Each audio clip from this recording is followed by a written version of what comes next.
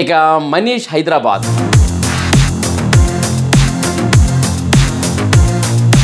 ఇతను ఫోర్బ్స్ 30 అని చెప్పేసి ఒక బిరుదు సంపాదించారండి. అంటే ఇది ఎంటర్‌ప్రెన్యూర్‌షిప్‌కి ఇస్తారండి ఫోర్బ్స్ 30 అనేది. అంటే ఇతను బిజినెస్లో ఒక క్యాల్కులేటెడ్గా strategical with numbers and marketing study and facts data, అంటే ఇవన్నీ ఏంటంటే ఒక స్టాటిస్టికల్గా ఎకనామికల్గా ఈ ఆర్థిక వ్యవస్థ దీనిపైన ఆయన ఒక రకమైన అధ్యయనం చేస్తూ ఆయన పార్టిసిపేట్ చేస్తూ ఆయన ఒక బిజినెస్ మ్యాన్, ఆయన ఒక స్ట్రాటజికల్ పవర్, దాంతోనే ఆయన బోర్డు మీద కూడా కొన్ని చెప్పడం జరిగింది. అది అర్థమైన వాళ్ళకే తప్పగా అర్థమవుద్ది, బట్ అర్థం కాని వాళ్ళకి అది కొంచెం కష్టం. కానీ but he's most intellectual person.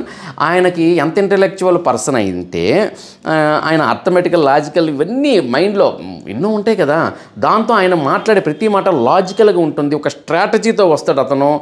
అతను ఇక్కడికి రావడమే ఒక స్ట్రాటజీ, ఒక ప్లాను, అంటే ఒక పకడ్బందీగా ఉంటుంది. వాళ్ళ తెలివితేటలు అల్టిమేట్ ఉంటాయి. అయితే ఇక్కడ దానికి ఏంటంటే ఇతను లాటోలు రూమ్లో ఉండాలని చెప్పేసి నవదీప్ గ్రీన్ మార్క్ ఇచ్చారు, బిందు గారు కూడా గ్రీన్ మార్క్ ఇచ్చారు. ఎందుకంటే అతను కన్విన్స్ చేయగలిగాడు.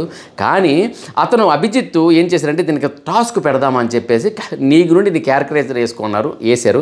సరే వేసుకున్నావు కదా, ఇది రెడ్, ఇది బ్లూ పెన్ను, 2 పెన్నులు తీసుకుని ఇది నీది, ఇది రెడ్ పెన్ను, ఈ రెడ్ పెన్తో ఫేస్ మీద టిక్ పడితే నీకు రెడ్ మార్కే అన్నారు. అన్ని వెంటనే ఇతను ఏం చేశారంటే అవునా అని టప్ప చెరిపేసినట్టు ఇక నా మొహం లేదు కదా, మీరు ఇసిరినా సరే అక్కడ తగలదు కదా అన్నారు. ఇది తెనాలి రామకృష్ణలో మన కవి, వికట కవి తెనాలి రామకృష్ణ గారిలో ఉండే తెలివితేటలు ఇలాంటి తెలివితేటలు ఇక్కడ ప్రదర్శించారు. మన కథల్లో విన్న అలాంటి తెలివైన వ్యక్తిని ఇక్కడ చూసాము. కాబట్టి ఇలాంటి తెలివైన వ్యక్తిని ఇంత ఈజీగా 15 మందిలోకి ఎలా పంపించాలి? మిమ్మల్ని నేను అంత ఈజీగా పంపించను.